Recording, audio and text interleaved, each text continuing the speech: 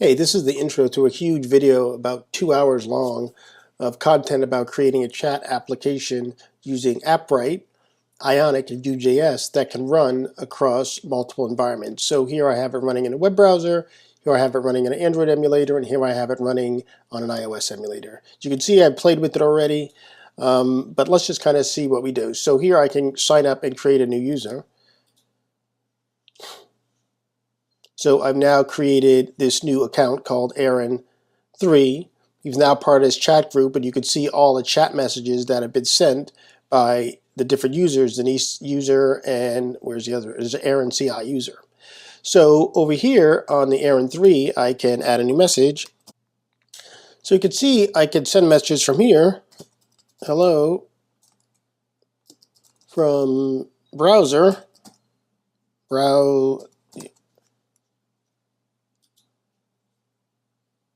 And everybody got the message. I'll send one from iOS. Hello from iOS.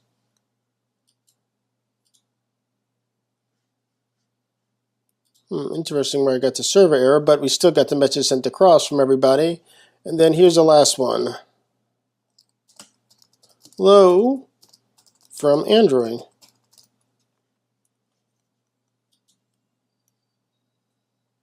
And we got it from all of them. So what this video series is about, I'm probably going to chop it up, is how to use Appwrite real-time database functionality to create a chat app that works on a browser, works on an Android device, and works on an iOS device.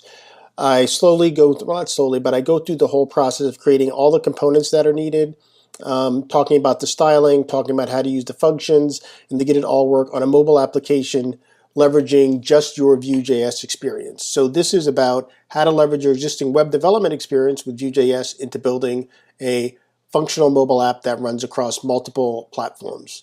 So hopefully you will check this video out, you'll find it enjoyable, and let's get to it. First, let's come to our terminal here. Let's make a new directory, we'll just call it YouTube. And then we'll cd into YouTube. And then here inside of YouTube, we will create a new project, Ionic Start. Here you go. I could use a wizard. We will use Vue, and we will call this Appwrite YouTube Chat Vue. Very long name. We will start with a blank. And now it'll load a capacitor because in the end we want to show this application running on iOS, Android, and also in the web browser. So let this thing run to get started. And while that's running, just to save us some time, let's hop over to Appwrite and look at the getting started. And this is how you create your personal project. So let's go ahead and create our personal project. So we'll create a project and we're going to call it YouTube Vue Chat. We'll need all of these IDs. So here's the project ID that'll get created. And so now we've created the project. And we'll go look at the there is the web, how you get started with the web application, which we'll come back to. Here's how you integrate with your server. And let's see what we got here. So now we have our database project, and we have our Appwrite project, but now we need to add a database. So we're going to create a database, and we're going to call this chat DB. Also remember, you're going to need this database ID eventually, so we'll create that. And then now inside of that we need a collection. So let's create a new collection and we're going to call this chat messages. You'll also need the collection ID there, but we've created the collection. Now let's create the columns and everything for our collection, and we're going to need a message, which will be the text. And so we'll come down and we will find, where's my string? And we'll limit it to 512. We'll make it required and we'll create. And Let's get back to attributes. So we have our message. We want to keep the owner ID, so we'll just call it owner, WNER, string, size 128, required. And then the last thing is we'll save the display name of the person who created the chat message. We'll make it a string, we'll make it 128, and we won't make it required. So now create. So now we have our collection set up. And let's go back to our terminal, see how our Ionic project is set up. So our Ionic project is set up. So now let's cd into our Appwrite directory. Let's open it up in Visual Studio Code. Okay, and now let's do the usual cleanup. So we go into our views, we have our home page. We're going to remove all of this stuff because we know we're not going to need it. Let's remove all of this styling also. We'll put our own styling in. I think I can go a little bit bigger on this font here. One more. All right, that seems to be the right size for everyone. All right, so the first thing we're going to need to do is we need a .env file, because remember all of the variables that I was referencing from Appwrite, we're going to need to keep track of all those variables because we're going to use them in our application. So let's go to our root directory and let's create a new file. And we're going to, why is it putting in there? But .env, let's move it out of there and put it back up at the top. See how there we go. Let's move it. Let's close our source. And then in our .env, these are the values that we need to keep track of: the endpoint, the Appwrite project, and the database, and the collection ID. This will be the ID for the messages. These are all from my project, so I will. Yeah, I can do this. I can just add them in and then delete my project later. So let's go back to my Appwrite. Actually, let's kind of put them next to each other so we can see the values as I'm bringing them in. Let's shrink this over a bit. So I need my collection ID, so let's copy that. I need my, let's go back up. I need my database ID, copy. I need my project ID, so let's go back up, databases, Appwrite, overview. Let's copy my project ID. And then since we're using Appwrite Cloud, this is a good time to look at the web API. So let's register our app. So registering our app, we're going to call this YouTube VUE chat. And for the host name, for now, we'll just leave it for localhost. We're going to have to change it later. But we'll explain later when we change it. So next, let's install Appwrite. Get our terminal window.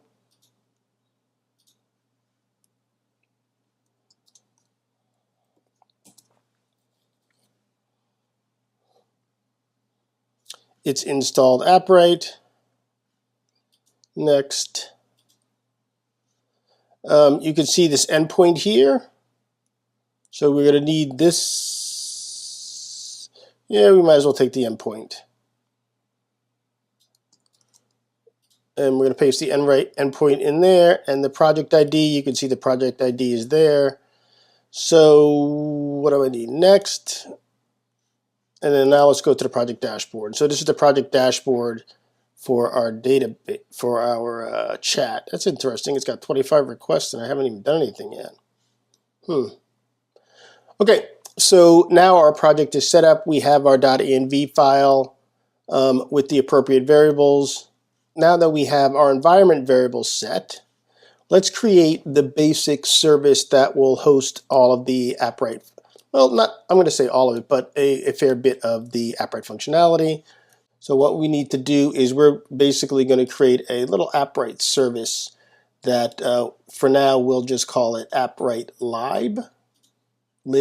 I don't know, what do you guys think it should be called, but we will call it Appwrite lib. So let's go back into our source directory, source, and in here we will create a Appwrite.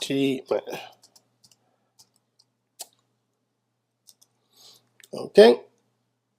Actually, it looks like it needs to be TypeScript because we built a TypeScript app. So now we have our TypeScript there, and I'm going to just copy and paste a bunch of this code to get us started, and then I'll walk you through it because it's pretty straightforward what it is. So we're going to copy it, we're going to paste it in, and let's kind of explain what we're doing here. So this is where we are importing our Appwrite, and we need our account, our client information, our databases, and our ID. And so this is how you instantiate the Appwrite client. So we create a new client and then we set the endpoint. This is coming from our .env file, and then our project also is coming from our .env file. This is just some debugging to load the console, but we don't necessarily need this. And then what I'm doing is I'm exporting this object that will give me access to the client, the new account that I'm creating, and access to the databases, and then last this ID, which is a type, but it also gives me the ability to generate unique IDs for documents when I add them to my database. And so now this is the library that I will use throughout the application to get access to Appwrite. And so what's the next best thing to do? So we're now in our router. Let's go to our home. So at this point we have Appwrite set up as it needs to be in our application, and now we need to figure out how to use it. So what we're going to do on our home page is we're going to try to keep this app pretty simple. And so in order to do that, we are going to minimize the number of additional components. We're not going to add a router. Like, these are some additional things that you could add if you wanted to, but we're going to keep it simple. Appwrite chat. Because this is about integrating Appwrite and using its real-time database functionalities for chat. So we right now just have a basic Ionic application. And one of the first things that we need to do in our application is to check if we have an Appwrite user account, because you can't really do anything without the Appwrite user account. And the way that we're going to manage this is going to be a little interesting. So what we're going to do is we're going to check for an Appwrite account before we even get the app going. And the reason why we're going to do this is it'll allow us to make sure that if we have an existing Appwrite account, that we automatically show the appropriate page listing the chats, and if we don't, we automatically show the login page. And so the way that we're going to do that is we're going to check for a user before we start our router. So let's just leave a little comment here. Check for user before mounting app. And so the way that we're going to do that is, let's put this over here, is we're going to kind of create this anonymous function, but we are going to wrap it so that we can make it async. So we wrap our function like this, and then we call it. And then in here, we say async.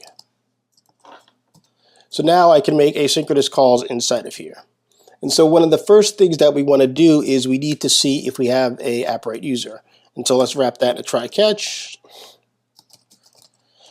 And error. Okay, and then here we are going to import Appwrite and see if we actually have a user. I could probably put this in my library, but I'm going to keep it simple for now. So let's say const user equals await. And then here's where Appwrite, and then we're going to import Appwrite from our library. So, and this will automatically import it. See how it's showing up like this? So let's import Appwrite. And then after we import Appwrite, we want to use the account API. So we say account, and then get And so this get currently logged in user as a JSON object. So we're going to make this call to see if we get a user.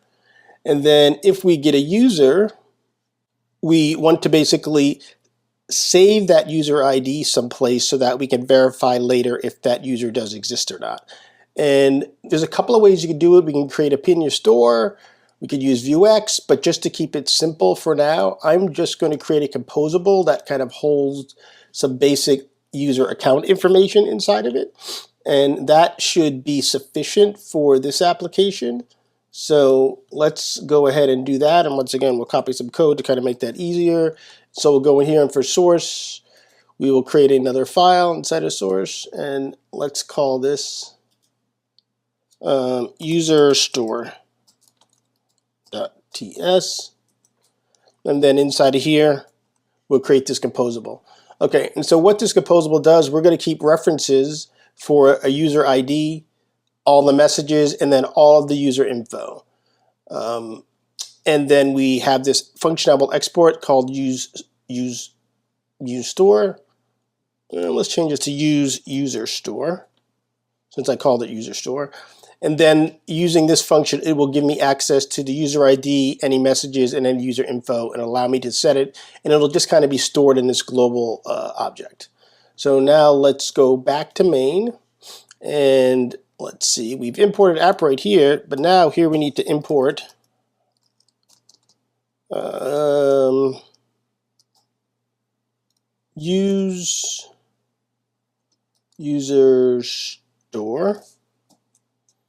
So now that gives us our userStore, and then up here at the inside of my function, I can call userStore to get access to the user ID that I want. So right here, we're going to say const user ID equals userStore. Now this gives me the reference to the user ID. And what I want to do is, if I got a user, then here I want to say user ID dot value equals user dot, I believe it, yes, user ID. So now this composable has the has a user ID, which lets me know I actually have a user. So then the next thing I want to do is go down here, and if there's an error, we pretty much want to ignore it. But at a minimum, we want to make sure that we reset our user ID to null. So now you'll set this to null.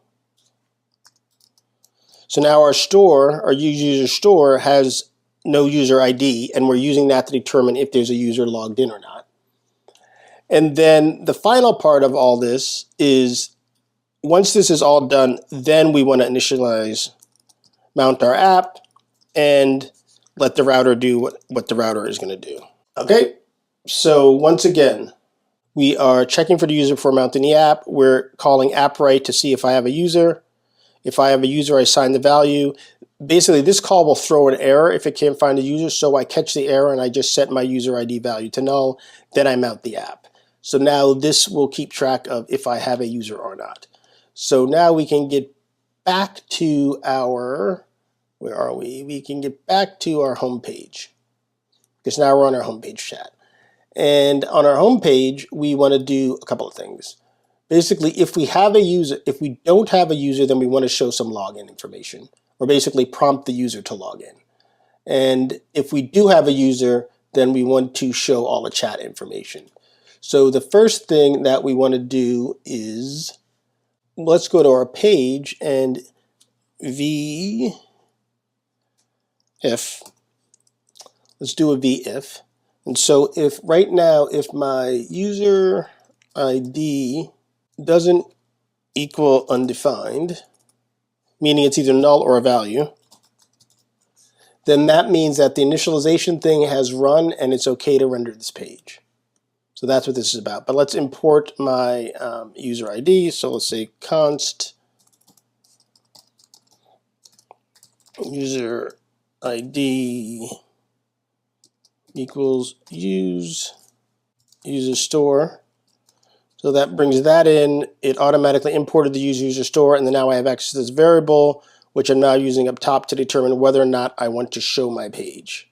So now that will determine whether or not the page content is being shown. Then the next thing I want to do is, if I actually do have a user, let's do the not have a user first, because if I don't have a user, then that's when I want to show the login, and right now I won't have a user, so let's do the login part first. So we'll go, how do we want to do this? We'll create two separate content paths. So let's, if this was a bigger, more robust app, and if I wasn't trying to keep it simple, I would break some of this stuff out into separate components. But for now, let's just keep it all inside of this one component, because I think it's just easier than hopping around between different files. So here we go. So we have a template, user content, what's this, Ion page, it's not happy. I have an extra Ion page, template, Ion page is missing. All right, so let's go here, Ion page. Okay, and so this first one, let's leave a little comment, no user. So let's move it down here. So we're going to say this is the template for no user, this is the template for has user. Okay, so we need to check for that. So what we'll do is we'll put our VIF in here. So on the template, if I have a user, then render that, and then we'll do a V else. So V else if no user ID. So if I have no user ID, then this is where I want to do a login. But first, am I running this yet? Let's see if we can run this thing to make sure we're on the right path. Ionic serve. Make sure there's no errors. Okay, doesn't seem to be any errors. Let's kind of pull this over to the other page also, so we can kind of work and see what's going on at the same time. So we'll bring this browser window over here. And let's give us a little bit more space. Let's clean this. Come on. And then where's my browser? Let's bring my browser over to here. All right, let's just make sure we're at the right place.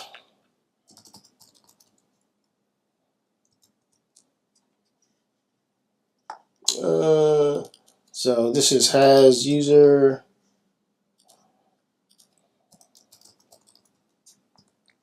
All right, so we're at the right place. We're at the login section, which is where we want to be.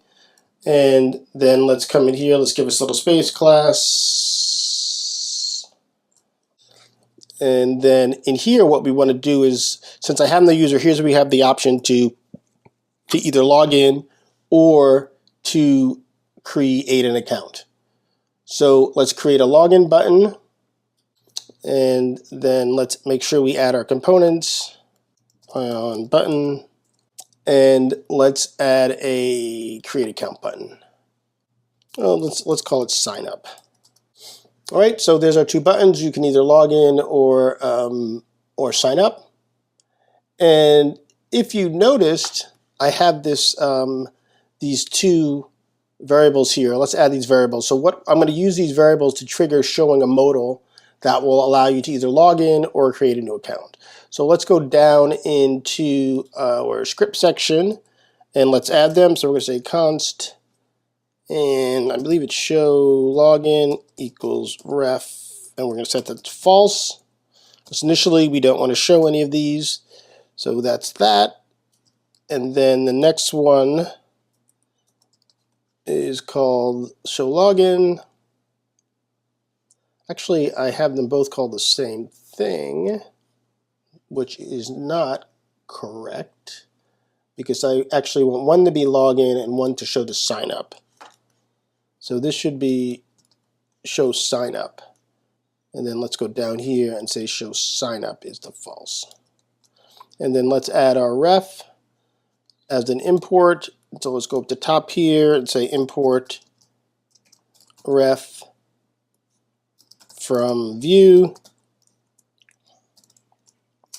And so now we have importing a ref from Vue. And what do we got? All right, here we go. There's our show signup. All right, and so the next thing is we need to add our Ion modal. So what we'll do is we'll go down, all the way down underneath. Where are we going to place this? We're going to place our modal right down here after these buttons because our modals will be invisible. So we're going to say Ion modal. And we need to import Ion modal. So let's go down here and import Ion modal. And the way Ion modal works, it basically has an isOpen property, and if isOpen is set, then it will show whatever your modal content is. And we'll start with the login first. So let's just change this to use our variable. So if it's true, then it will show whatever content I create in here. And sorry, what we want to create in here is a new component, and we're going to call it AccountModal. So we're going to say AccountModal. We haven't created this yet, but we know a couple things about our AccountModal. We know that it has to have different modes. It needs to either have a login mode or a sign-up mode. So our first property will be mode, and we're going to set this mode because we know here that it's login. The next property we need is we need to be able to handle when you dismiss the modal and when you kind of basically don't dismiss it, perform some action, which would be either to accept the credentials when you're logging in or accept the credentials when you're trying to create an account. So let's put those events. These are custom events. So we're going to first custom event will be on dismiss,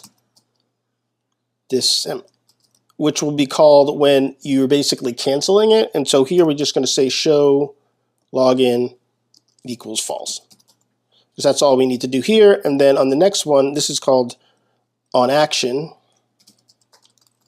And when an action is taken, we're going to want to do something. So we're going to call this HandleLogin.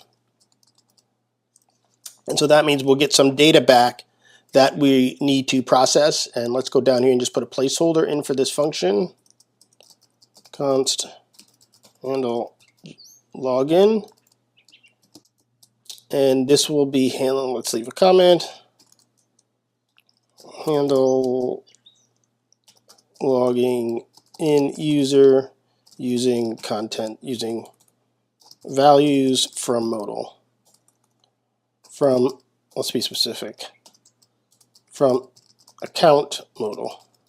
All right, and we know that we expect to get some values back from our login, but for now, also it'll be async, but ASY and C, but for now we'll just say data type any, and we will just, the other thing we need to do is we need to make sure that we close the modal when we get here. So we're going to say show login equals false, and then we will console log any data that we get back.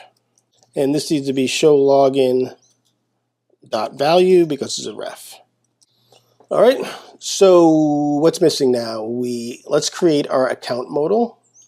So we're going to come over here and we'll create a components folder. Components, and we will call this account modal. That's going to be our new file in here. So we have our components, and then now let's create unt modal. All right, so now we are in our account modal view. And of course, it's going to have the template to script kind of the basics. And we know that it needs to be an Ion page with the header, blah, blah, blah. So let's just copy some basic code over to get us set up here. So we have our Ion content, page, template. And then we know we have our script setup, lang equals TypeScript. And we're going to close that out here. And we know we're going to need some Ionic components to kind of render our UI. So let's import some of them. You know, the basic input button item, things that we're going to need to make our UI right. But the let's go ahead and pop in our UI. All right, so basically inside of our content section here, we know we're going to need some input fields, and they are going to be very specific. So we'll just bring them over. So in here, for login, we basically just need our email and we need our password. We're using the Ion input. We have our two fields, and then we need something to hold these values, our email and our password. And so we will create refs to kind of hold our email and our password values. And we need to import our ref from Vue. And now we have our ref. We have our input field set up, import account Modal from components components / AccountModal.vue. How's that look? Let's try and refresh this. All right, so we're on a login. Here's our account modal, and let's kind of put some labels on here because it's kind of hard to see what's going on. So the first thing that we want to do is, and also let's put a title. So if we're in here and we know our mode is, oh, actually I haven't handled our properties yet. So remember back here on our home page, we have our properties getting passed in. We have a mode, and then we also have our events that will be emitted that we need to handle. So first let's handle our properties coming into our account modal. And so let's do this. Handle incoming props.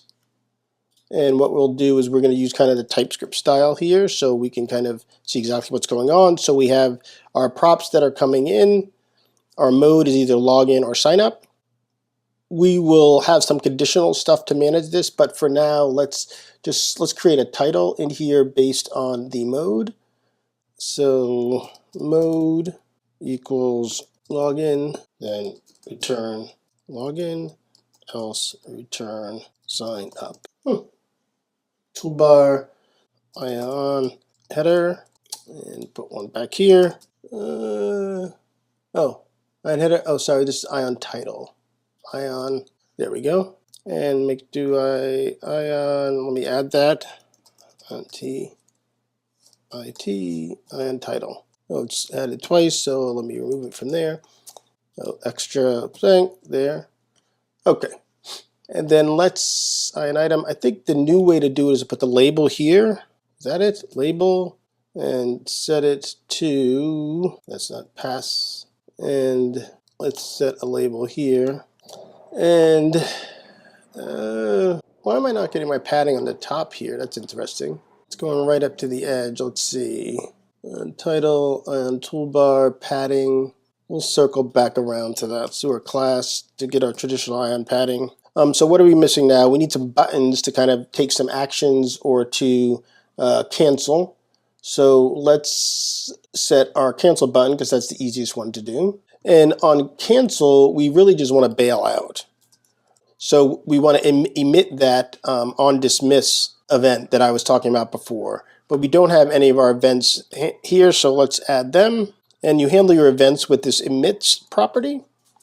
This emits function. And you set them up with their types also to make it a lot easier to, I don't want to say read, but to kind of understand what's happening and to get the IntelliSense in Visual Studio Code. So this is how, let's add this, format it. And so basically what I'm doing here is I have my emits, and then off of my emits, one of them is on dismiss. And so now it's defined. So then what happens is when you click the Ion button to cancel, Ion button is cleared, Ion button is cleared, Ion, it's right there.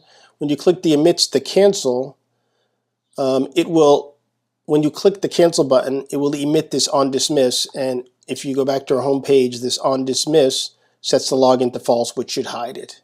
So emits, I missed something. There you go.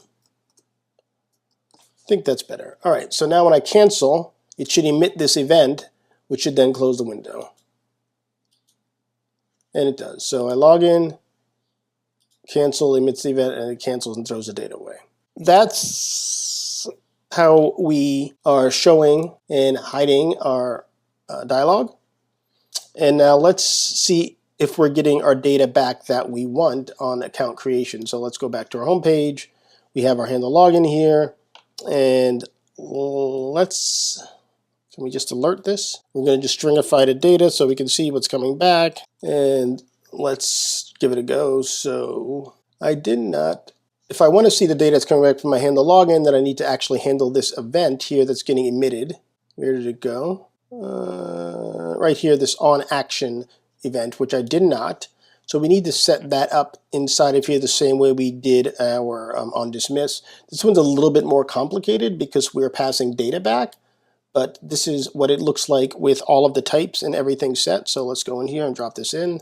And so what happens is this is our event name on action, and then when this is submitted, we are going to return an email, a password, and potentially a display name. The display name will be used when we are creating an account because we want it. So that's why it's set as an optional variable here. So that's how we set up the emits. But then now we need to add our button to handle it. And so let's add our button. And this button is going to be kind of tricky because it's going to have two roles, but for now we'll just support the login role, and then we'll come back in later and we will add the sign up role. And so there's a couple of things that we need to change based on the mode. The title. Actually, let's go ahead and address the modes right now. So first, the title. If we're in sign up mode, then say sign up. If we're in login mode, say log up. Say login. So let's see what we get. I saved this. Let's refresh. Login.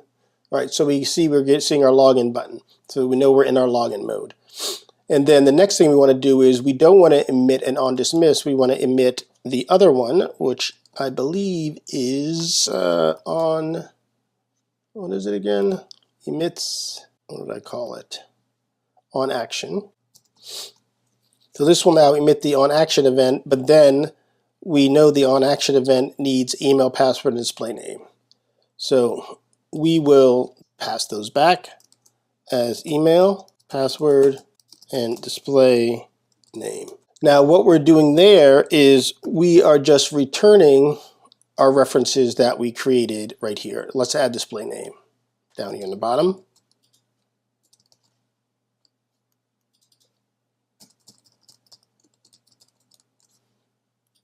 All right, so now let's see if our data is going back.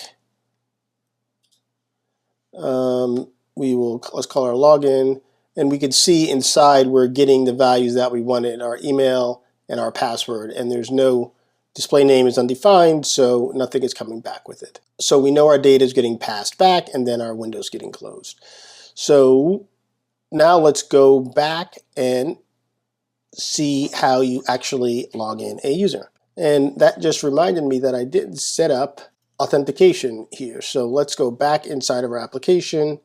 Let's open up our Appwrite console, see here where it says auth. We are going to go into settings. Well, email's already active, so that's good. And security, yeah, we don't care about much of this, because also this account will get deleted when this video is done. So so it looks like we already have our email auth set up. So let's go back to our application, and here's our HandleLogin. We no longer need to display what the values are, but here once again we need to use our Appwrite kind of service, for lack of it, or our Appwrite lib that we created to actually create a session. That's what they call them. They call them sessions. So we're going to create a session using the data that we got passed in. So let's import our Appwrite, and then use the Appwrite account, and then create email session, and you pass it an email and a password. And so we'll get the email and the password off of our data object here, and then we'll pass them in to create our session. And so, but once the session's created, we need to set up, remember our user ID here, we need to make sure we get our user ID information from the session. So let's save format. So if session, then user ID dot value equals session dot ID. So now we've once again set in our store the session ID, so we know we have it, and the application now knows it has an active user.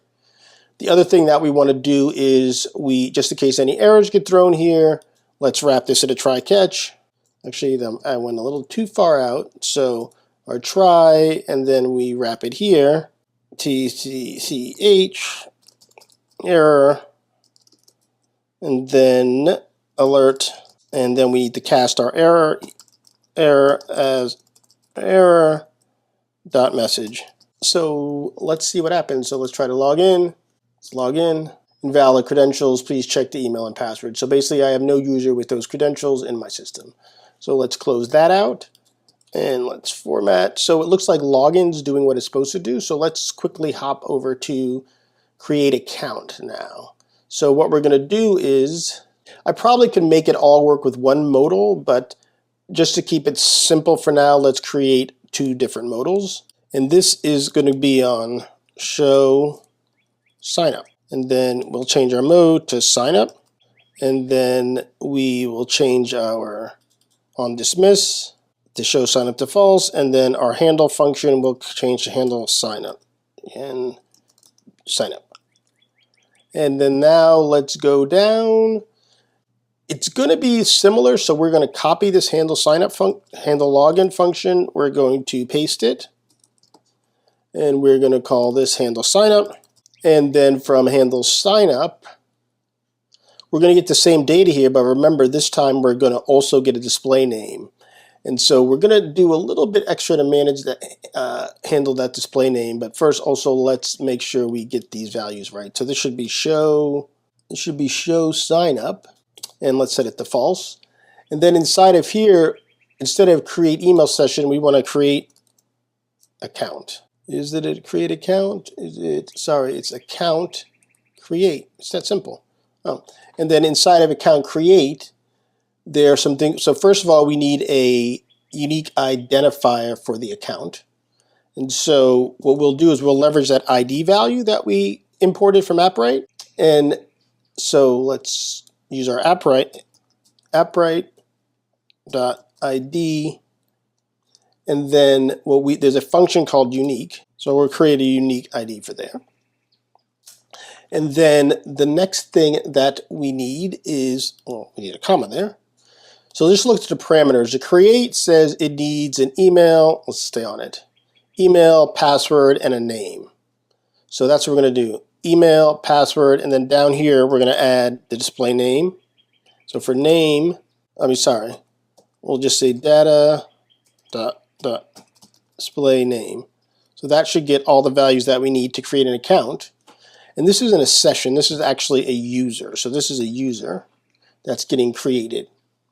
So it's a little bit different. So then now, if I have a user, then I'm going to set my user ID to my user $ID. And then once I do that, I need to actually log in. And so we're just going to log in similar to how we did above. And actually, let me just do it like this. So this will create the email session. And I don't need to do all of this because I can just get my session from here. And once again, get my session ID and assign the user. So remember, this user ID comes from this composable that we're using up here, this userStore, which will keep track of my user and eventually keep track of my chat messages. So that's what's going on. So just to follow the sign up again, we get our data, we create our account user. If I have a valid user, then I'm going to log in or basically create a session using the email and password that were passed in. And then I am passing all the information regarding my user, not all the information, but specifically the ID over to my composable. So I think that is what we want to do. But let's do one other thing that I think we're missing. So here, after I create an account, remember in my, where is it? In my store, I have this user info, and that will give me the user display name and a bunch of other information. So I need to make sure I set that when I'm logging in or creating an account. So here, when I create an account and I get the user, what we want to do is we want to set user info value equal to user. And let's make sure we get our user info back from here. So this is all, like I said, I could have compressed this, but this is all the information from a user, and this is basically the user ID that comes back from getting a session. So here on the session, I don't have the whole user on the login. I just have the session ID, because if you hover over this, you can see it's just a model of a session. But when you hover over the account create, you get this model user, which has all the user information in it. So we need a way to get the user information when we have a valid session, and Appwrite has a function for that. So I can go down here and I can do this. We could say const user equals Appwrite account get. And you can see the model it returns is a user. So we can just call it get here and wait. If that works fine, then what we can do is we can set our user info dot value equals to my user. So now I have the user information stored in when I do a login, and then I also get the user information stored when I create an account. So now that we've created the sign up function here on this page, we need to kind of connect it to the modal. So where are we? We have our account modal here for sign up. We're passing in sign up. We set show sign up to false on dismiss. Let's see, on the click, we set show sign up to true, but we need to handle the sign up mode inside of our account modal. So let's go back in. So we handle the sign up there, but we have an additional field that we need to show, which is the display name that gets shown when the mode is sign up. So let's add that, and we can add that with we're once again using another if statement. And so we'll come in here, we'll drop that code in, and if the mode sign up, then we have this other input for display name. And let's make sure we add a label. We'll say name. Now let's look at our sign up, see what it looks like. Let's refresh. Looks like I'm probably throwing some errors. Let's see, what did I, oh no, here we are, sign up. So, why is my sign up page not showing? Oh, I didn't wrap my Ion modal. So this needs to get closed. This needs to get closed, and then there's an extra modal. Oh, okay. So what happened was each one of these needs to be in its own Ion modal. So that wraps the Ion modal, and this wraps the Ion modal. That did not exist before, so I just resolved that. So now let's cancel. Let's refresh. This error is getting thrown right here. You see that try catch? That error is getting thrown because it cannot find a user, and that's why it's displaying there. I'm not certain why it's showing up, since I am actually handling the error, but that's okay. All right, so let's spread this a little bit just to kind of see what's going on. All right, so now I can go to my sign up. It has all the information. Let's see if we can successfully create an account. Name my account Denise user, password, and it created the account, and you can see we're on the as user page. Let's add one last thing, not one last thing, but let's add something here for us to be able to kind of log out. So we'll go to our home page, and up at the top here, let's add some buttons to allow us, not buttons, but button, to allow the user to log out. So we can play with a couple of users. by logging one out and logging another one in.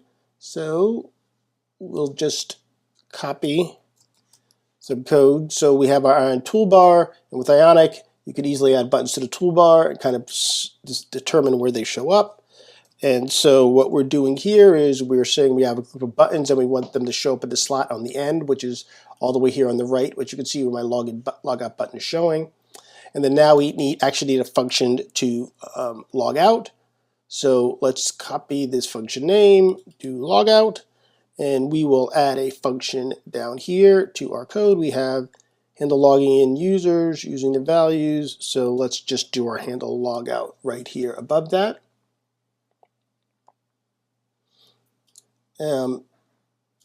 Thankfully, we have, once again, another Appwrite function to handle that for us. This, I'm saying delete all sessions, so this will delete all of the user sessions. And then we're going to clear out our user. We're going to clear out our messages. Let's import them all now. So here's our user info. There's our messages. So that will clear everything out that we have saved in our user store. And then let's also clear out the user info. Messages. User info dot value, and we'll set that to null. What's it complaining about? It's complaining about Ion buttons not being imported, so let's import Ion buttons. Okay, so let's refresh. Let's clear that out. And one other thing I like to do, just to let you know it's there, is let's see what we have in our Vue tools. So we can pop into Vue. Let's kind of make this a little bit bigger. And let's also make this panel a little bit bigger. And let's pop this open to the whole screen so we can see it a little bit better. So these are the Vue tools. I'll provide a link on how to install it if you haven't installed it already. And we can go back to our components, and you can see then we have our Ion router, but we have our home page component right here. And then here it shows all of the objects that kind of were created. And let's collapse this. Collapse this for now, and collapse this for now. And you can see it has the AccountModal object that was brought in, and then it has all the functions that we also support. Logout for this component homepage. And then if we expand the homepage, we can kind of see all the stuff that's kind of displayed on the page. Now the other interesting thing that we can do is, let's see, not at the, let's see, is it at the app level, the home page? Let's go all the way down here. You can see we have access to all of the information from the user store here, and for some reason my user info is undefined. So let's see what happened there. Well, let's see if I refresh. Do I get that? So I refreshed. My user info is still undefined, which I don't understand. So let's see what's going on with that. So, oh, I know what's going on with that. So what's happening is on my main, I'm getting this user account here. I'm just setting it, and so I never load it again. So let's set the user info here also.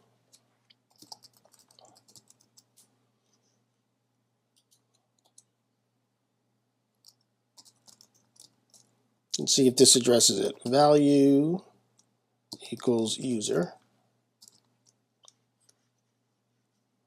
All right, so we refreshed, and let's go down. And now I have the user info. So now I have all the info on. Oh, that's interesting. It didn't save the name.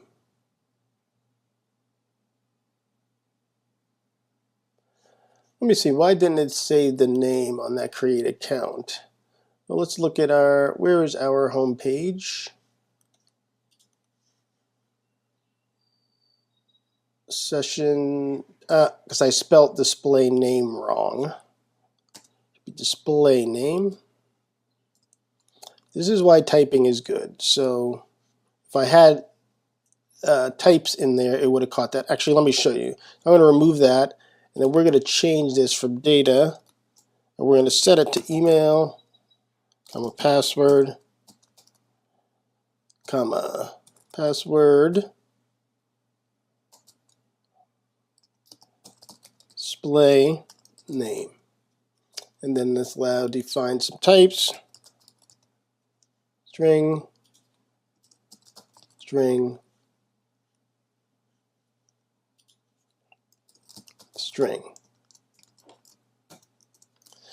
See, so now since I've defined this type of data, and let's make this optional because it is optional, it's throwing it would have caught the error beforehand saying that there's no value called DisplayName. It should be DisplayName, and then I wouldn't have created that bad account. So let's go back and, well, first let's also do this. Where is it? Sign up has user, and then here UserInfo name or UserInfo email. And I need an extra bracket around there. Let's add my extra bracket. And let's move this down so it's kind of easier to read. And see here it has the email address because the user wasn't there. But that just helped me find the bug, but what I'm just trying to show you is how you can use these Vue tools to kind of see what's going on inside of your application. And like I said, all the on my page, I can look in and see kind of what components are there, what's being added during setup. Let's go back to Ion app.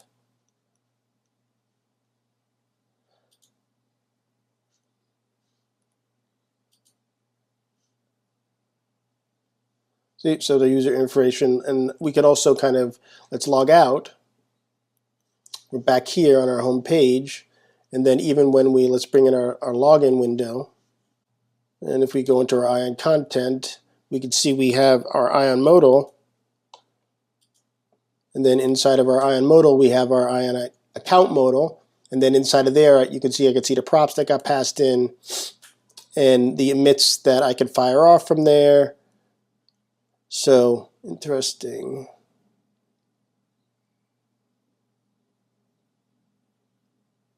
Is it because I didn't? Let me go look at what's going on there. So AccountModal. Let's see. On dismiss. On action.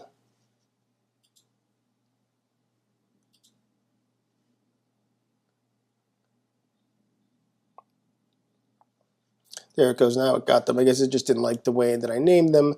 So let's be consistent, and up in here, let's emit them properly. This, and let's change this to on action. And let's make sure this works properly. So cancel. All right, and let's do this one last thing. Let's sign up this. Well, actually, let's go back to Appwrite, and we have our users, so we can refresh, and here's my user. It's got no name. Let's add the name, Denise plus user, update.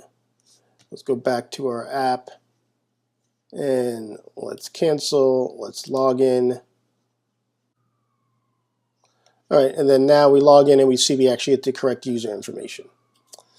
So this is kind of the first part, which is handling the account creation, the login, the logout, and kind of managing what you see on your home page.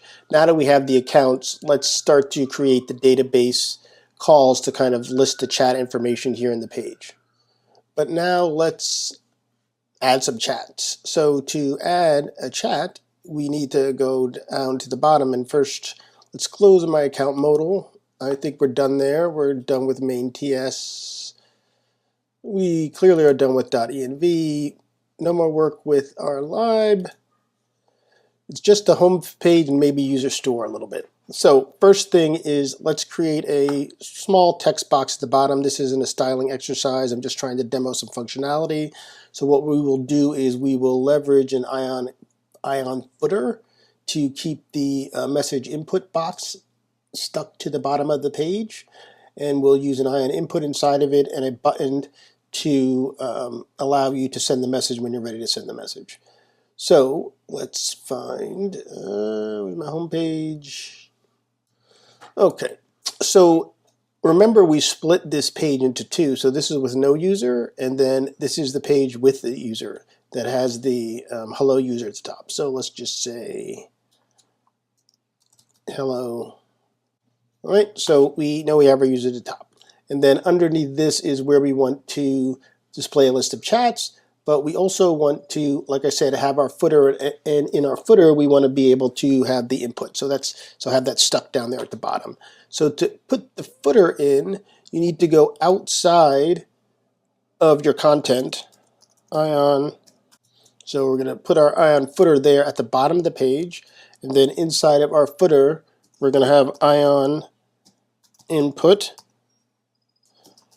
type equals text. And here is where we will have our message. Let's see, is it going to show? So there's my text you see showing down there at the bottom. And we will create a model for it. So we'll say vModal equals message text. So that will add that variable later. And then we want to have a button to send. And we'll just say send. And we need a couple of things you want to do is disable is if there's no text, you cannot send the message. So we'll say message text. So we'll disable the button until there's text, and then we need our click event. So our click, and then on click, we will create a function called sendMessage. Okay, so that doesn't look right, so let's wrap this thing in an Ion input, an Ion item. Remember, you could use whatever UI component framework you want to use. I just use Ionic because I'm very familiar with it, and it allows me to kind of build things that look okay very quickly. Clearly you can make it look, you can change the UI and kind of soup it up a little bit more, but for the purposes of this video, that's not what we're trying to do. So Ionic kind of meets you in the middle, just out of the box, giving you enough basic functionality. See, I need to kind of define this. It gives you enough basic functionality to kind of provide something that's presentable to a client. So let's go down here and let's add our message text. Make it a reference and start it with nothing. And now let's try again. So blank. Why is my message text not becoming enabled? Where is it? On click, because it's still missing my send message function. So let's go down here and add my send message function. Const send equals, and this is probably going to be async. I don't remember right now off the top of my head, but I can start it that way. ASY and C. I don't have my Ion input and my Ion footer and my Ion item. Ion item. Now let's see if we get some love. So let's go up down in here, and there we go. So now I'm getting my text and my buttons being enabled and disabled as appropriate. All right, so now we know we have our text in our message text. We need our send message, and our send message is, let's go back. The purpose of our send message is to be able to add our database, our chat DB, our chat messages. So the idea is to be able to add message owner and display name to this table, and then we'll query this table for updates. So inside of our send message, we need to write data need to write data to our message collection. And we will do that with a function, once again leveraging Appwrite. First we'll write it to the database, then we'll write another function to load it, and then we'll write another function to listen to real-time activity on the database. Okay, so sendMessage is pretty straightforward. There's two basic requirements for sending a message. The first requirement is that I actually have a value in the text, and the next one is that I actually have a user. We just saw the text reference here, and then the user reference comes from our userStore.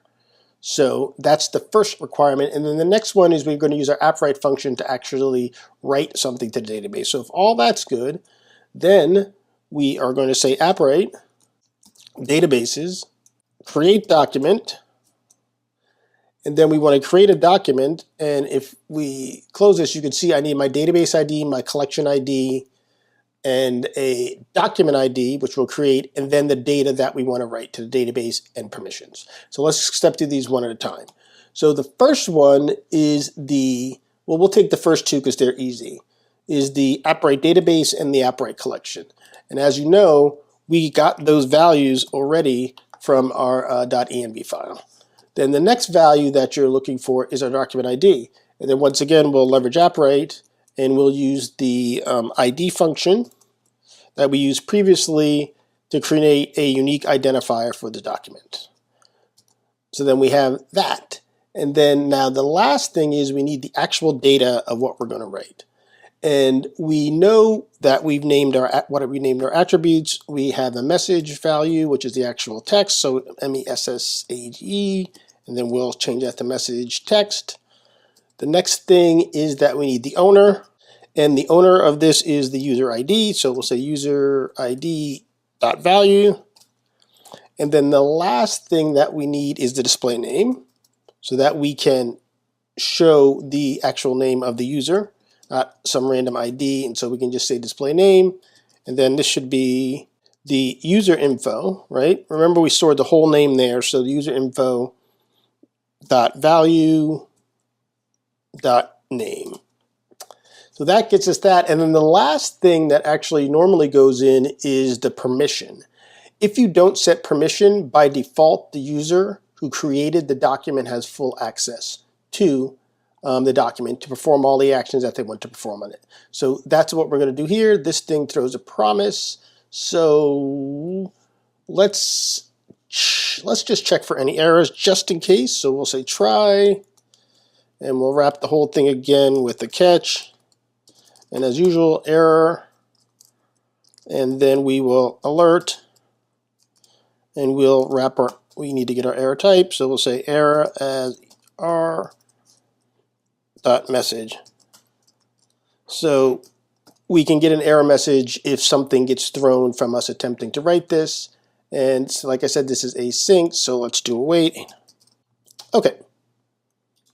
So that will write our record to the database. And so let's check this out first to see if our documents are getting written to our database appropriately. So let's try to write a document. First, to database.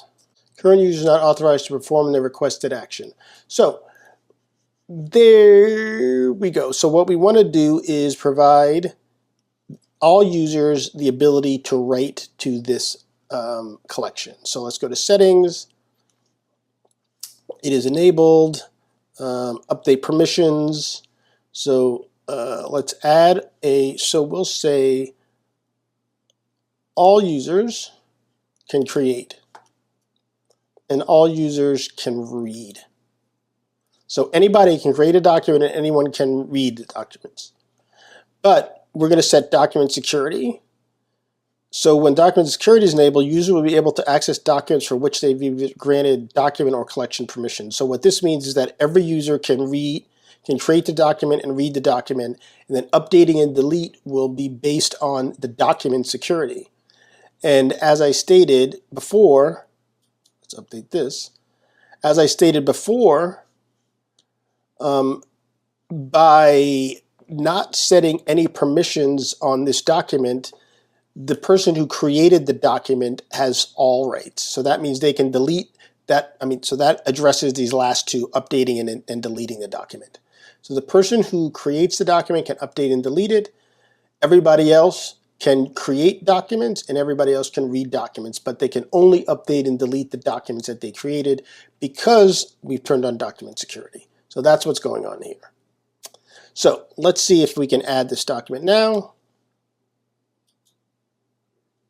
Invalid document structure, message has invalid type, value must be a string no longer than 512. So what did I do? Oh, I did not add value on here, so let's add value. So we get the string value, so now that looks right. So now let's try again.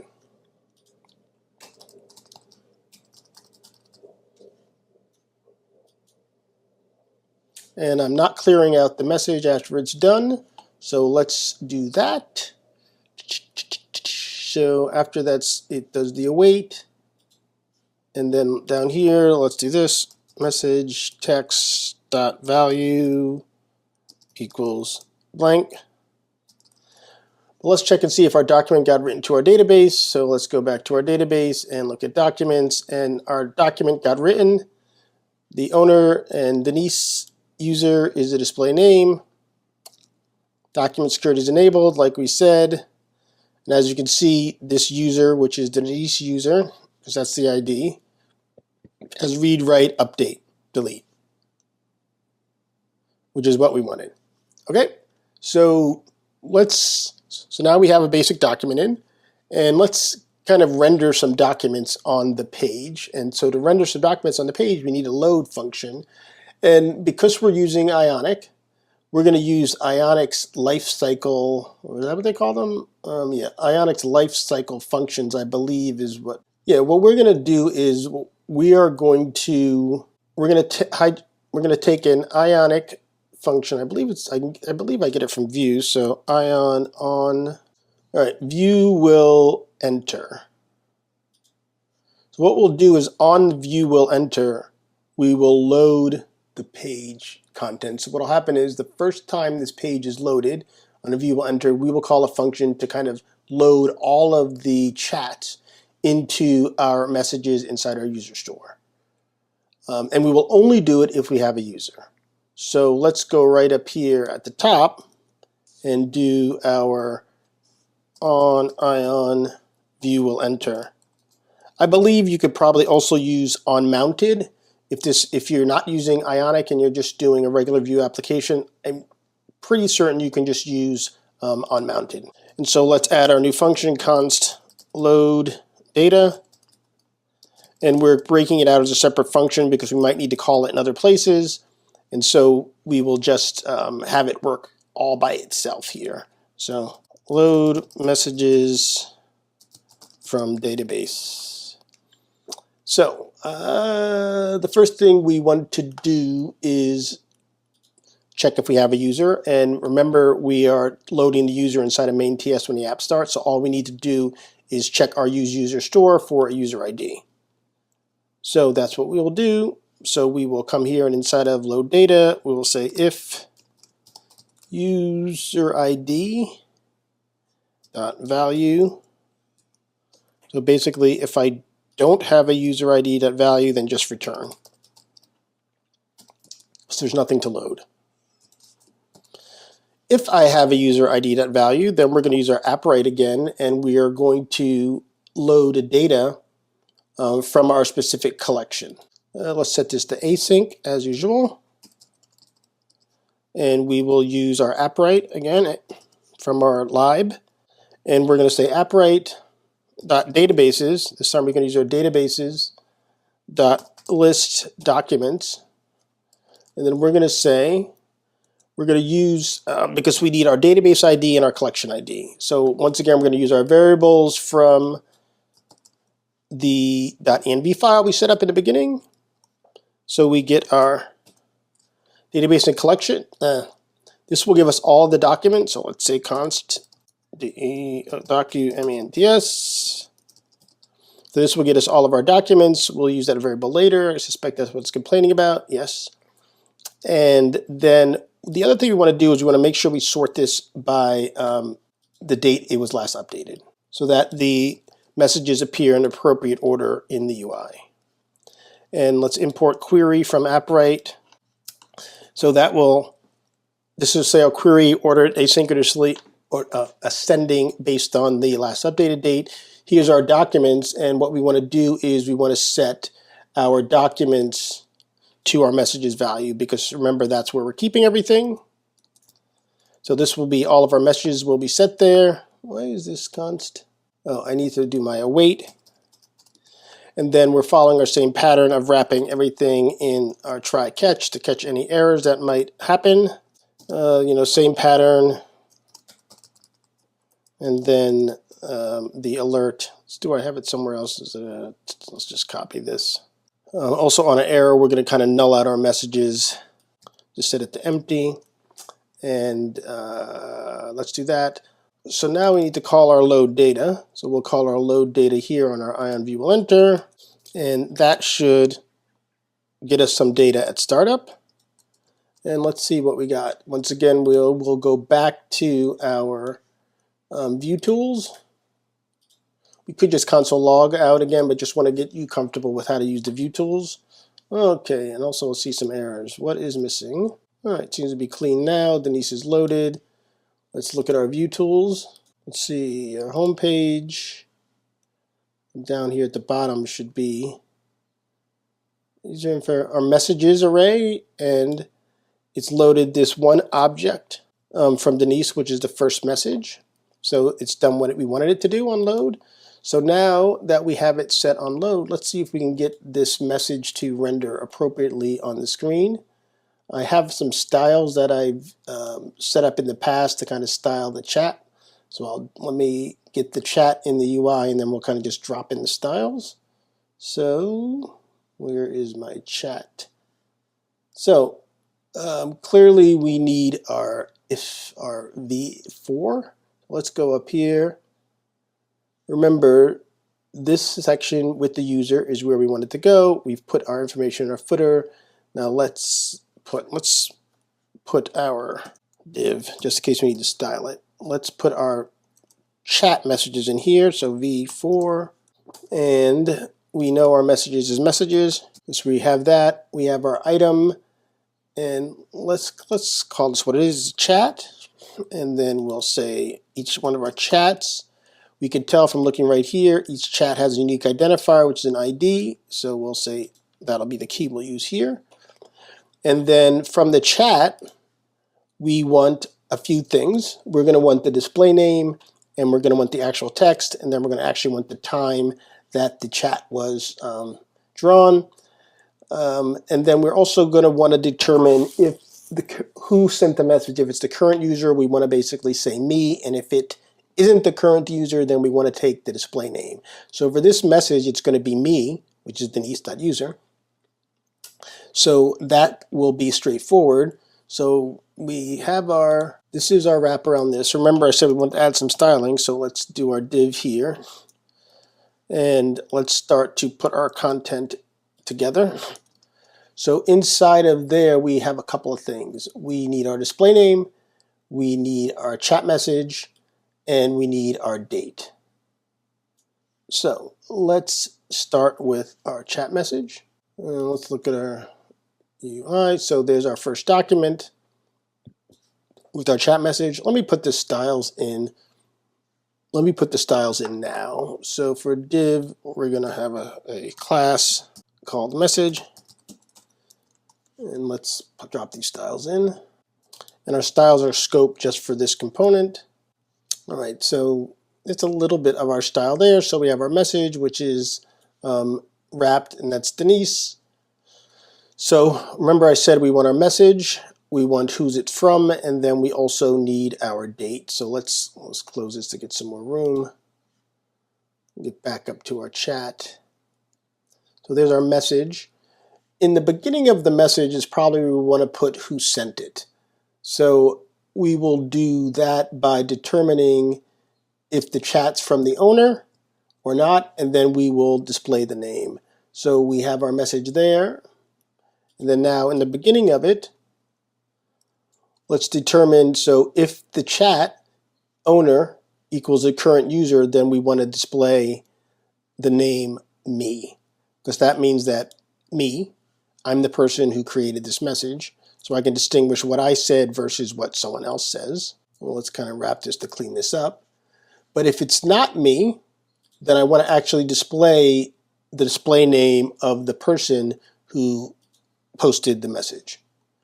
And so that's what we're doing here.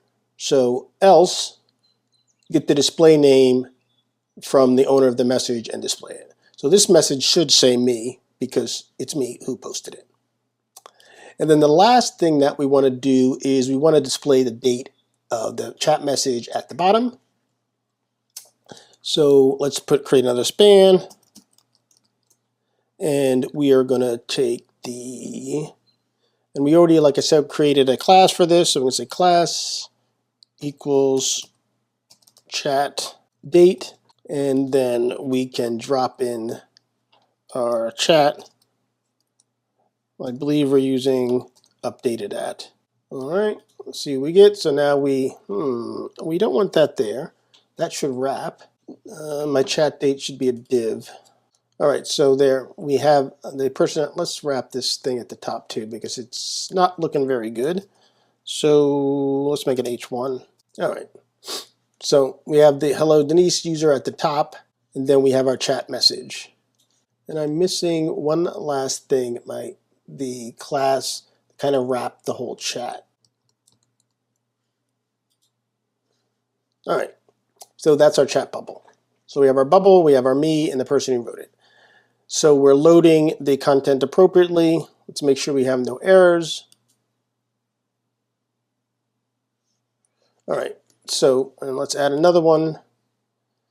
So second from me. So we added it, but it didn't get updated. I have to kind of refresh to get that additional message. But what we want to do is, this is where we want to use Appwrite's real-time database, which will allow us to kind of listen for changes. And what we want to do is we want to listen for changes when we load the component. And what we want, so we have our Ion Vue will enter here. So this is load existing data.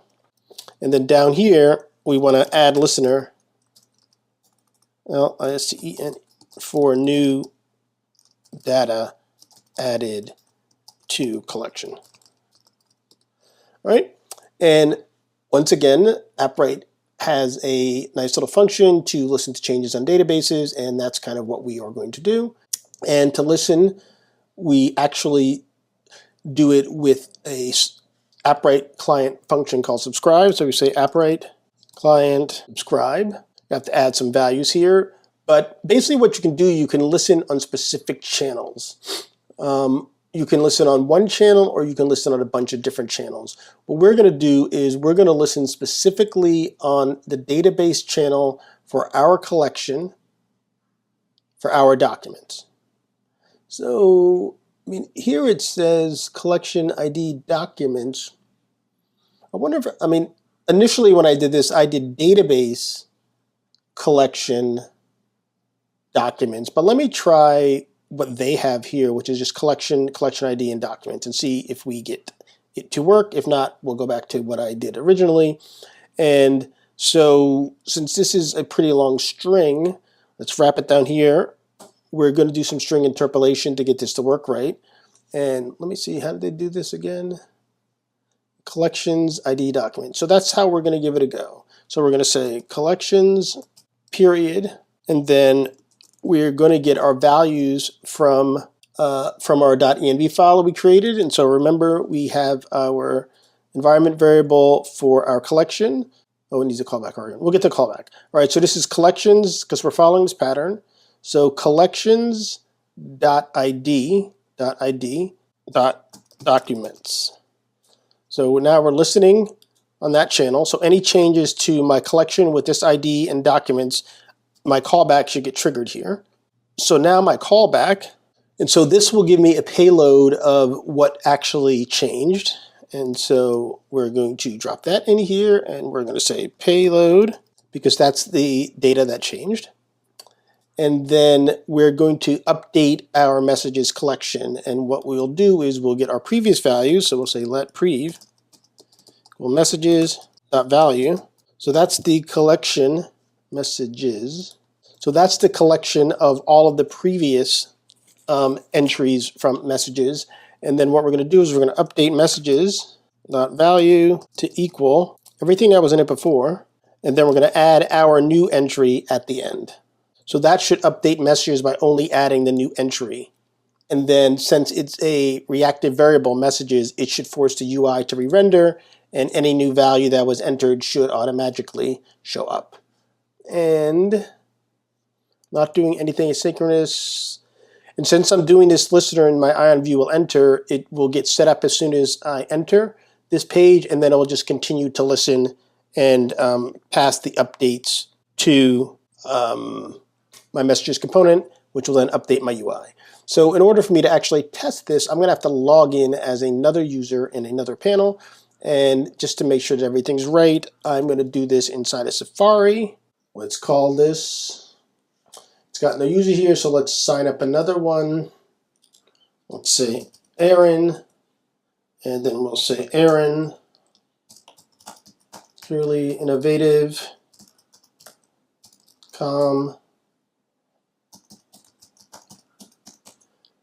And sign up.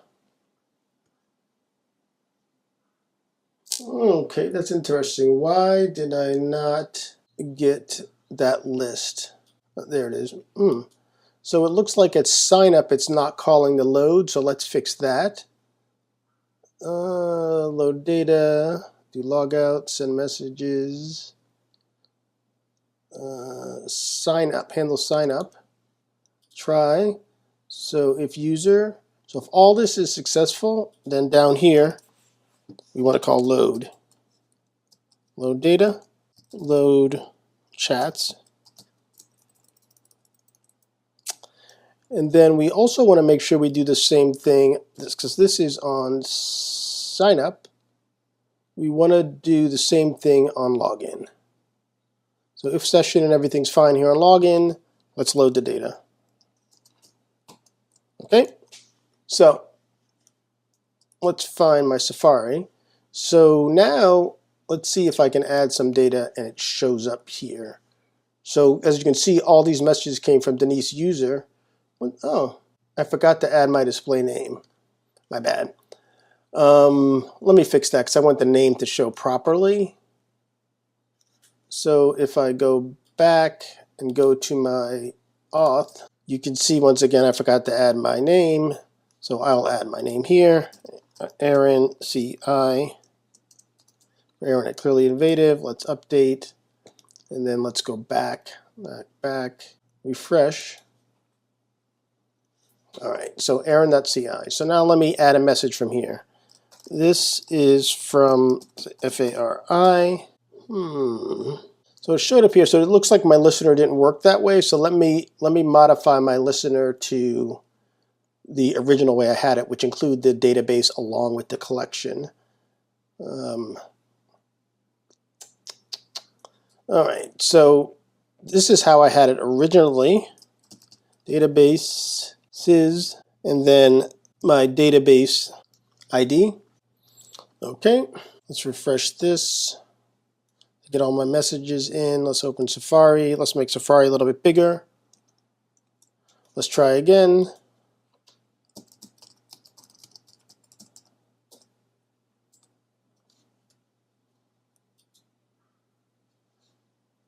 And we get the message here, again from Safari. Oh, I didn't refresh this. Let me refresh this. Again from Safari, after refresh. All right, so now we're getting our chat after refresh. Let's go over here. Thanks from Chrome. All right, so we're getting our chat messages going back and forth, which is what we wanted to do. So now we have it working fine in the browser. Let's see if we could get it working appropriately on device. So once again, for those who don't know, I always use this Ionic plugin that you get for Visual Studio Code. It's amazing. It makes it a lot easier to add Capacitor and to create Android and iOS projects. So we're going to create iOS first, and to do that, let's click our build because it complains if it doesn't have a build to start out with. All right, and this is our complaint about Terser as usual. So let me add Terser again, terminal. Let's kill this build, npm install Terser, T-E-R-S-E-R. Let's build again. Also, let's get our web going again. All right, so our web app is running again. Put that on the side. We did our build, so let's add iOS first. Add iOS to project. So iOS has now been added to project. Oh, still always says update CocoaPods. Let's update it anyway to see. And let's sync the project like it suggests. All right, and then now let's try to deploy to device. And we're going to pick our 14 Pro Max. You can see down here, you can kind of get the information on what's going on.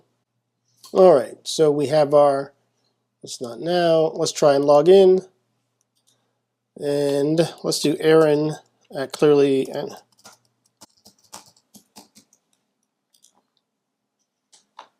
All right, so I was able to log in as Aaron. You can see my messages here. And then now let's go back to my browser where I'm logged in as Denise. And let's see if the real-time works.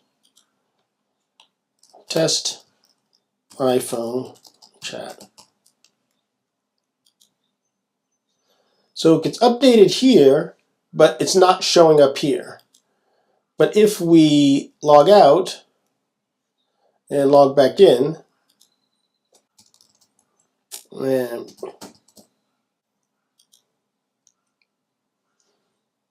all right, we're getting it. So it looks like the refresh, not the refresh, but the, what's it called?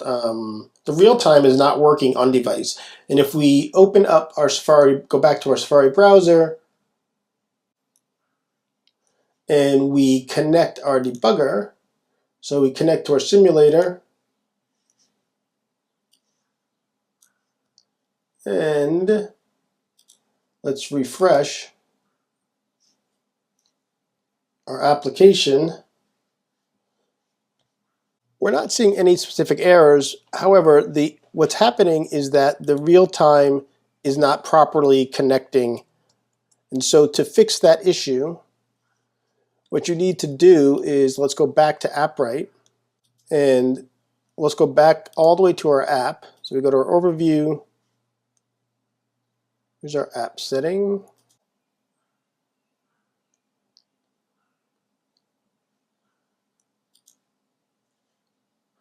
And this host name needs to be changed to the cloud.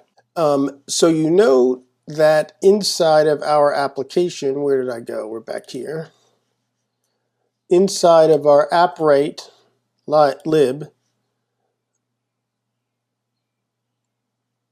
we defined our endpoint. And because the way Capacitor, specifically on iOS, is handling things, we're getting CORS errors, and that's why the real-time functionality is not working. So we need to change our capacitor configuration. Now remember, this is only on iOS. You cannot do this on Android because it will fail on Android. So on iOS, you need to come in here and you need to change the server value to basically match the endpoint from Appwrite.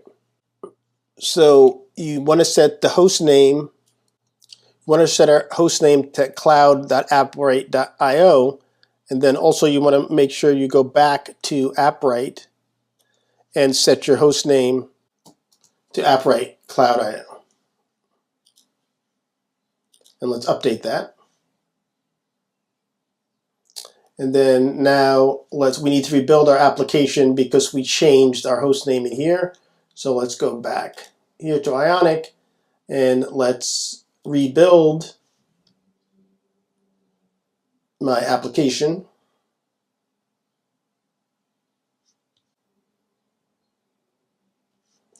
Let's log in.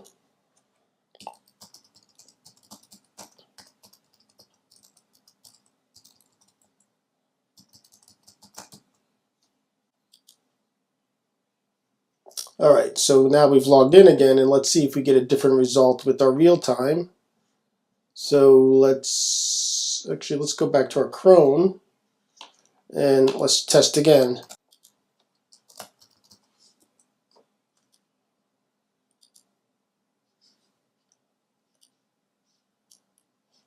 All right, there we go. It looks like, let's try one more chat. I just need to refresh. So this is from Chrome.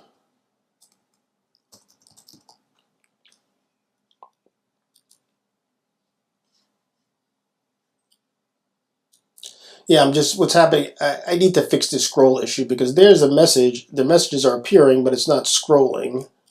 So test, send. See, there's my new message appearing, and then let's send one the other way. This is from my Apple.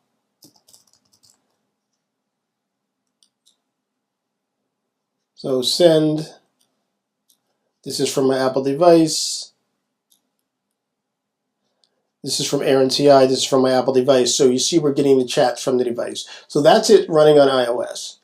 Now, you must not, if you set this on Android, it will fail. So for Android, you need to completely remove this block.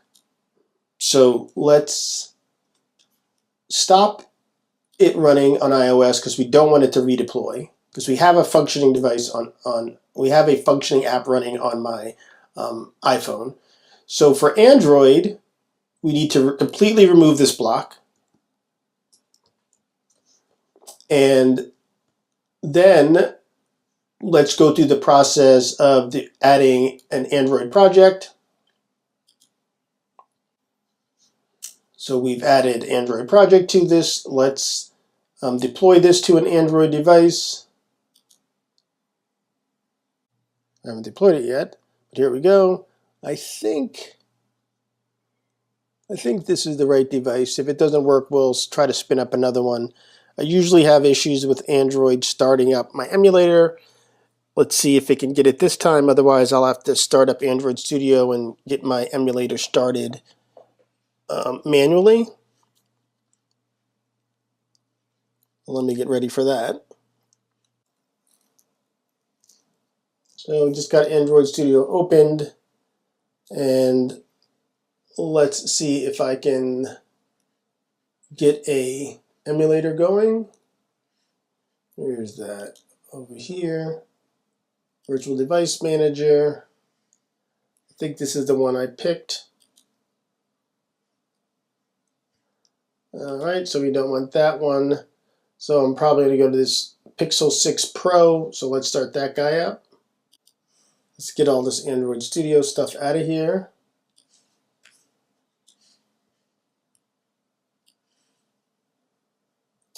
And so we'll put that over here. You saw this failed with that emulator. So what we'll do is we'll switch this here, and we will assign it to the one that we know we started, this Pixel 6 Pro. And so let's go to Pixel 6 Pro right here. We'll set it to deploy on that one.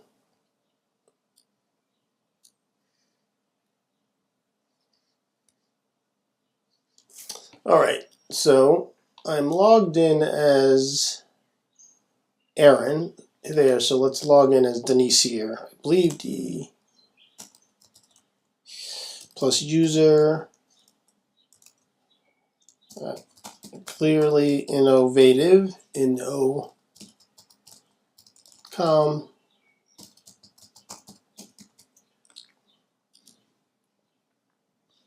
All right, so Denise at Clearly Innovative, we have all the messages here, and now let's send one from Android device.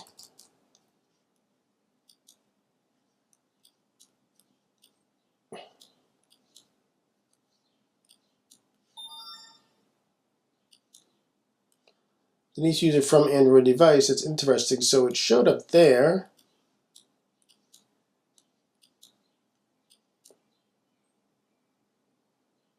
Let's try another one. So the message is getting rid of the database. The iOS app is listening, but it appears like the Android is not listening. I wonder if this comment here is, let me just delete this completely, because I don't think that's how you comment out something from a JavaScript object. So let's just remove this. And let's rerun it on my Pixel.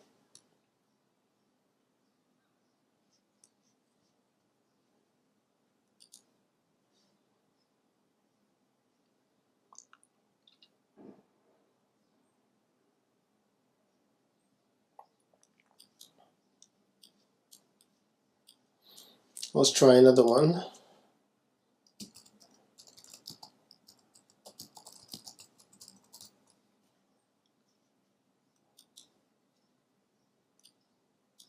All right, yeah, that was it. It didn't like the way I commented it out. So here you can see another one from Android, another one from Android, back to the Android device, send,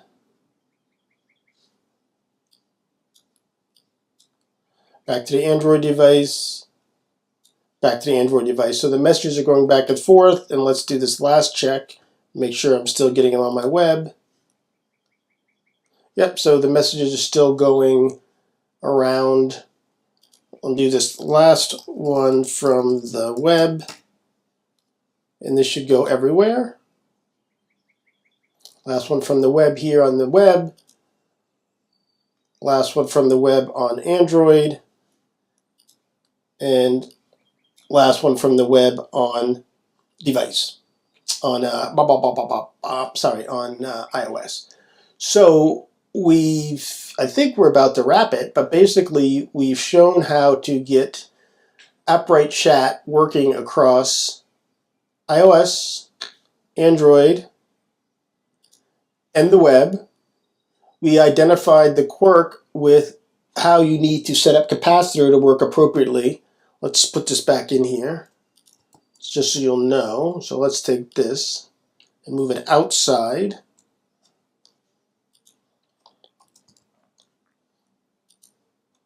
And put a little comment. This must be added when deploying to iOS. Okay.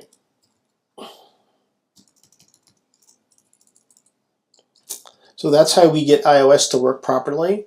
The other thing to remember is that you need to set your host name to cloud.appwrite.io or none of this will work. And is there anything else that we want to do to kind of show how to wrap this guy up? Let me see if there's a way to get this to scroll to the bottom immediately after I add the message. All right, so it does look like there's a way to scroll to bottom using Ionic functionality. So what we want to do is we want to set a ref on our content. So let's go up to the top. And if we have a user, this is the content. So here we're going to say ref. And what we'll do is we'll define a ref and we'll leverage that ref to get us to the bottom. And so we'll just say ref equals content. And then what we need to do is we need to define this ref. And so let's go down back into, where's our add functions when we add a message? All right, so here's our send message. Let all this happen. After we clear this, here's where we want to do the scroll. So we should be, so let's do our content ref dot value.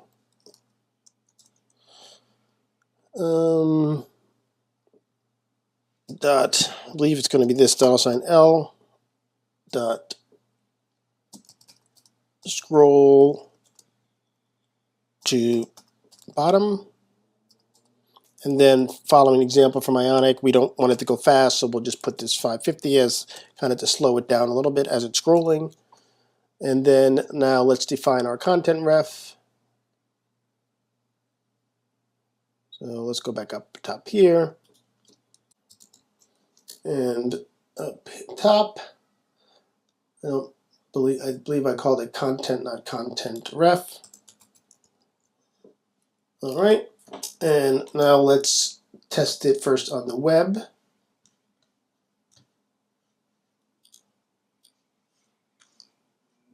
And let's refresh this view. Okay.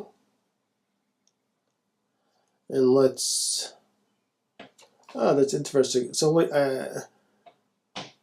I need it not only on when you add a message, but I also need it on when payload comes in. So let me take that exact same code, find sendMessage, because I need to, this is content ref. Oh, now we're getting to the TypeScript foolishness. So let me resolve that, because we're getting long on time here. So let's just call this undefined. Well, actually, if we put nothing in there, it should be undefined. So that should address this issue down here. Okay, so that will scroll when you add a message, but I also need to scroll in the listener when a new message comes in. So right here, when we add a new message, that will update that. Let's see. Interesting. I don't know if this is going to work because I don't know if this will be updated in time, but let's see. So let's see what happens. So my iOS app is open. This app is open, and let's do our scroll test.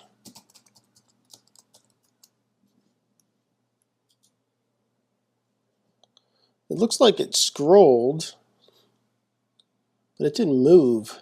Let's see. Interesting. It's like it's not scrolling to the bottom. Let's do a set timeout to give it time to update. So let's see if that fixes it. So here's where we set the message value. Even when we send a message here, actually I don't necessarily need it here, I only need it here on the update. So let me go back up here. I think I need some time for this update to happen for me to scroll. So let's do a set timeout.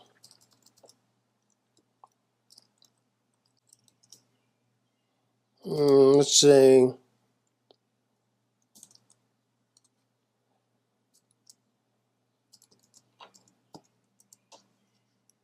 see if that helps. Let's refresh this thing. Looks like even on load I needed to scroll all the way to the bottom.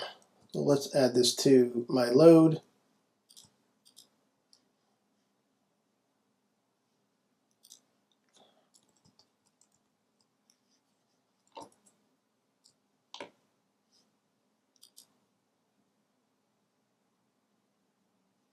All right, so on load it's getting all the way to the bottom.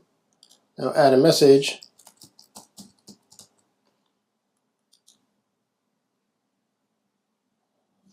It scrolls to the bottom.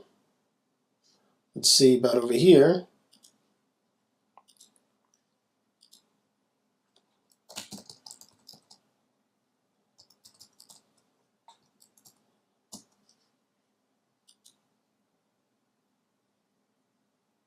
All right, so we're getting the scrolling working. All right, so now scroll works here. Now let's go back and test it on the phone. So I need to do another build. And remember the constraints around capacitors. So we already have it out, so let's test on Android first. So we'll build another Android. So we have Android running, let's just update it.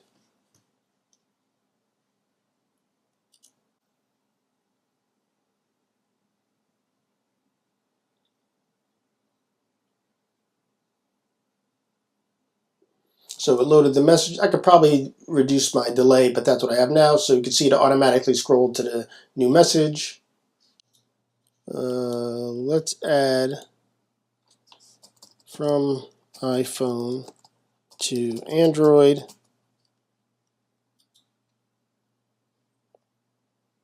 So there's my message that came from iPhone to Android, and you saw it automatically scrolled, so we know the Android has the automatic scroll working. And then now let's test it back on iOS. So remember, for iOS, we need to add this back in. So let's copy this and add it back in for iOS. Let's uncomment it. Let's redeploy to iOS.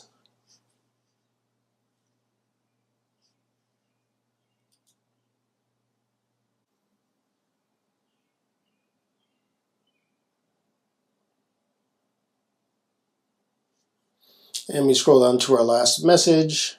And now let's try it back from our browser. From browser. And let's get everybody up on the screen. So let's close this. Let's bring our Android device back up. So everybody's at the bottom. And let's send our message from our browser.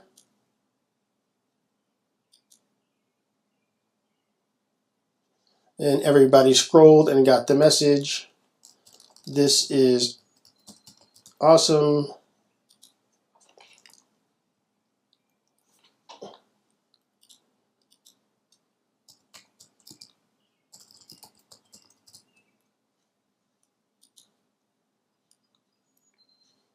And then our last one here, from OS. Okay, so this was actually a pretty long one. We got about 2 hours of content here. Hopefully you found this helpful. And please make sure you like, subscribe, give this video a thumbs up if you found it beneficial, helpful. Leave a comment below if you'd like to see me enhance this video anymore. Thank you very much, and talk to you later. Bye.